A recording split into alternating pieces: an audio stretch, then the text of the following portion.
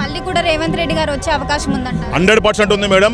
ప్రజలు కూడా ఎప్పుడు కూడా ప్రజలు సేవ చేసే నాయకుడిని వదులుకోరు. ఎందుకంటే ప్రజలకు కావాల్సిన నాయకుడు ఇటువంటి నాయకుడే కావాలా. మొత్తం అధిక దిగుబడి ఉన్న రాష్ట్రాన్ని మొత్తం అప్పుల పాలు చేసిన నాయకుడు కేసీఆర్ అయితే మళ్ళీ అప్పులు కూడా కొద్దిగా తీరుస్తూ మరి సంక్షేమ పథకాలు ఎక్కడ కూడా డోకా లేకుండా ఆయన తీసుకుపోతుందంటే మరి ఆయన చాలా మెచ్చుకోవాల్సిన విషయం. మరి ఇదే విధంగా ఇంకో 10 ఏళ్ళు ఉంటే మాత్రం మన అప్పు గిప్పు అంతా కూడా పేదలందరూ కూడా మహిళలందరూ కూడా కోటీశ్వర్లు అయ్యే కాలం దగ్గరలోనే ఉంది. కాబట్టి రేవంత్ రెడ్డి మళ్ళీ కంపల్సరీ వస్తారని మన నమ్మకం ఉంది మాకు. వాళ్ళంతా ఇక బీఆర్ఎస్ అయితే మునిగిపోయినావనే మేడం. ఇక బీజేపీ అయితే మతతత్వ పార్టీ, మీకు తెలియంది ఏముంది, వాళ్ళ మతతత్వ పార్టీ మతంలోనే కొట్లాడుకుంటారు.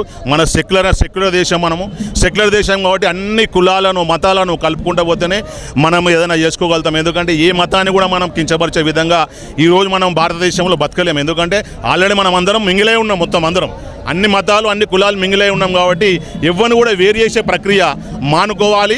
మరి వీళ్ళదే మతతత్వ పార్టీ, వాళ్ళేమో అప్పుల కుప్ప పార్టీ, వాళ్ళ ఫ్యామిలీని వాళ్ళకే కొట్లాటలు పంచాయతీలు ఉన్నాయి. కాబట్టి అది కూడా మనుగడ సాగించే ఉద్దేశం లేదు. కంపల్సరీ కాంగ్రెస్ ఎల్లకాలం ఉంటుంది కాబట్టి మాకు మంచి ఉద్దేశం ఉంది మేడం దాని మీద.